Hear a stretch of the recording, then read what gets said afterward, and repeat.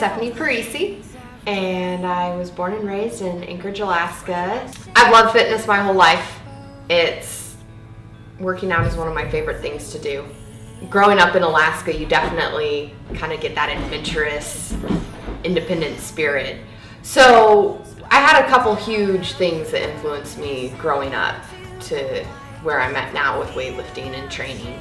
And I can think of several individuals. One is a lady by the name of Susan Cantwell Long. She was my basketball coach and happened to be my best friend's mom. And I met her in second grade and still know her today. And she is an intense, passionate, godly woman who is just a power to be reckoned with when she steps in the room. And she really instilled a lot of drive and determination when it comes to goals in life, and that you can't just want a goal to happen, you have to do something to make it happen. Second person that had a huge impact is her name's Yvette Sanders, and I met her kind of mid-high school years, and she was the first woman I ever knew who lifted weights and was an older woman. I didn't really know women lifted weights before that, and our school, it was smaller, so we didn't have a weight room.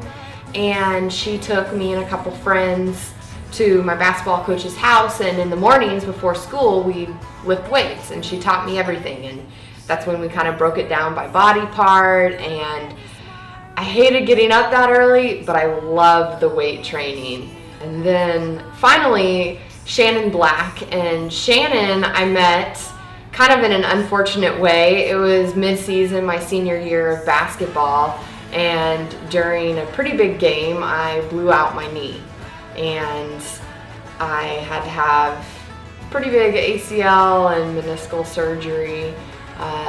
It ended my dream of going to state that year as a senior. So it was the first time that I really dealt with something pretty hard in my life. And Shannon gave me hope. I joined the military because it was something that was new and exciting, and it was definitely, I knew it was going to be out of my comfort zone. It just seemed like a good idea, and it was a little random. My mom kind of freaked out my senior year when I was like, oh, I'm going to do this. In the military, I had some pretty awesome experiences. I went to Haiti in 2010, and that was right after the earthquake in January. And that was fast and furious. I had obviously no plan of deploying at that point in my life, and I didn't know. So I was in the hospital working with a soldier one morning, and I was asked, hey, are your bags packed? And I was like, for what? And they were like, we're going to Haiti. Did physical therapy there for the soldiers and the Haitians. And so you're working with people sometimes that you didn't even speak their language. You didn't have an interpreter, and you're teaching them how to use crutches, how to help them move, just all the basics. And then with soldiers, trying to keep them healthy so we didn't have to send soldiers home. And so you're working with very limited resources. I mean, I had a tent and a folding table, and it was like, have at it, what can you do?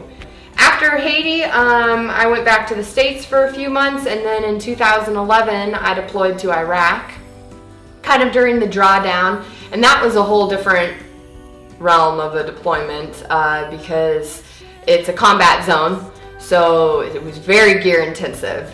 You got a lot of body armor on, your ruck, your weapons. I mean, I had a handgun and a rifle. It was pretty intense, and just the same kind of things there. I worked with keeping soldiers as healthy as they could be so they could stay and fight.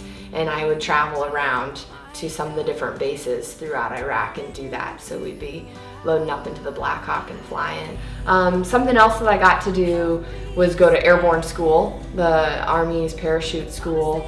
And that was a huge personal physical challenge because you are jumping out of airplanes, but aside from that, there's physical training every day. Just to eat at the dining facility, to walk into it, you had to do 10 pull-ups. And then to leave the dining facility, you had to do 10 pull-ups.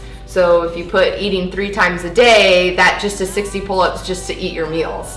And then we'd run every morning, and they'd be fast runs. And if you fell out, you were kicked out of the school. So, I mean, we started with maybe 45 women, and there was like 6 or 7 of us that graduated. So it was pretty intense. I really want to be on the Get Fat staff because I always wanted to train women. And I got to do some of that in the military and with physical therapy, but really not to the extent I want. Like I'll rehab and I'm getting right to the point where they're like ready to go, like with my bodybuilders or marathoners, and then it's like, and now someone else is taking over. I love eating clean and working out, and just feel like I have a good appeal for that like average working woman or the injured athlete, the female soldier, like kind of a lot of different like community groups of peoples that I can target and reach because of some of my own experiences.